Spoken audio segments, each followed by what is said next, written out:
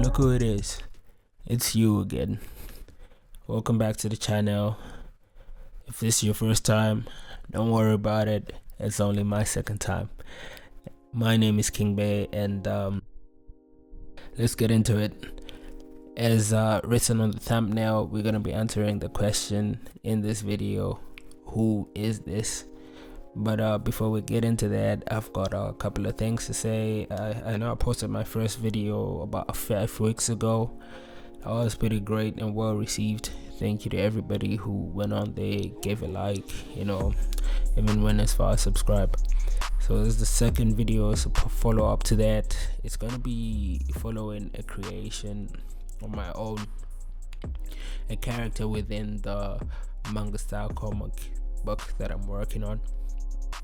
But this one basically is going to be part of the lore book that I'm doing. Since there's so much history within the story of the manga, I did not want to go through the process of writing thousands worth of chapters. So instead I opted to make one book that would cover most of the lore of the story. In terms of how I would cover it, I did explain it within my first video, which the link I'm going to put down below, so feel free to go check that out if you want to find out what exactly I'm doing here on this channel.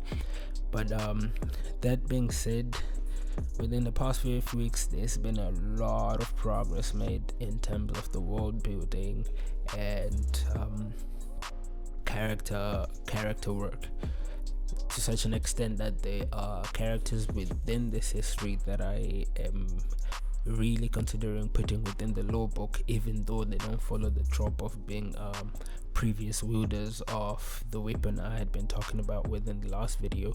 Anyway, the weapon I'm talking about is the katana that she's holding. It is called the blade that cut the sheath. At least the still working title for the time being. And there is a Muramasa type character within the story who forges the blade. He's going to be one of the characters within the lore book who is a non-wielder. Anyway, the lady that I am putting together on screen is the first wielder, and she also has an interesting story of her own. But I'll go a little bit into my thought process when I was doing this design. I wanted her to be in a swamp of sorts, facing some imminent threat, and the design of the suit itself, or the clothes that she's wearing, you might think that, oh no, he just wanted some skin tights that are sexy. Of course I wanted that as well, but I also wanted them to not just be a normal type jumpsuit, because what it is basically this dragon skin type armor that she's got, so she's well protected. Anyway, this took me a while to work on, and I really enjoyed working on it, and the more I worked on it, the better it looked for me, so which was really great.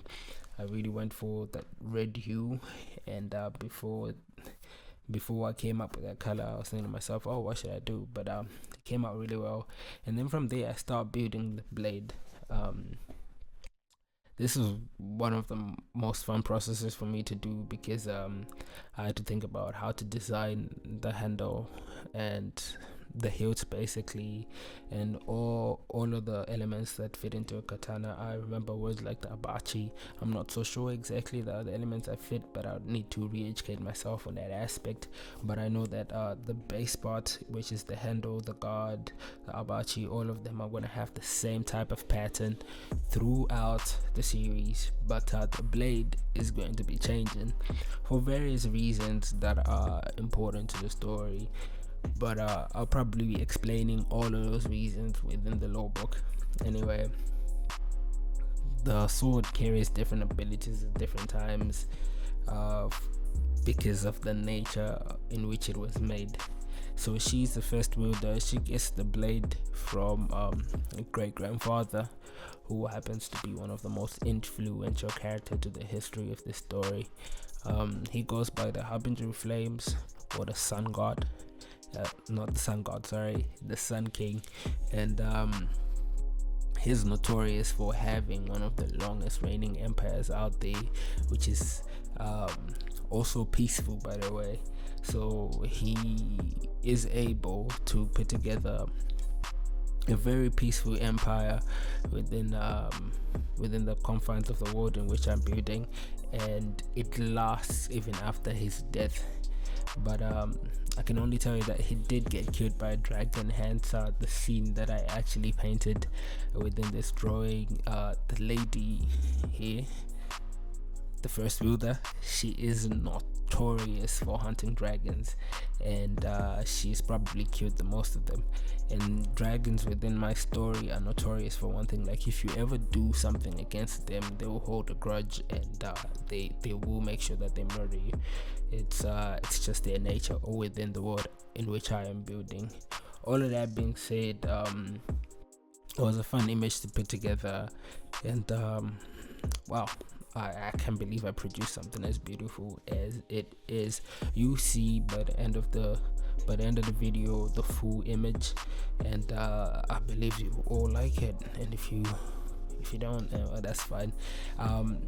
The problem that I only have is this character is yet to be named. So if any of you have got any great ideas on what to name this character, that would be really cool. So I'd encourage you to go into the comment section and just drop a name out there, and I'll see. I'll go through them. I promise I'll go through them, and I'll see what I can make out of it. Yeah, the people that responded to my first video has been amazing. I got really positive responses for a first video, and I never thought it would go that way. So thank you, everybody. And just like the last time, the music in this video is by the same person. That's Nova Music, and I put a link to his Instagram in my comment section. And if you haven't watched my first video, I've also put the link to that in the description, so feel free to check that out if you want a more extensive idea of what I am doing with this world. Anyway, it's been nice talking to you. I hope I get to do this audio in one take, and if I do, I'll include all of the bloopers in there. Yeah, now that this one has come to an end, I'll see you on the next one, and hopefully enjoy what you see.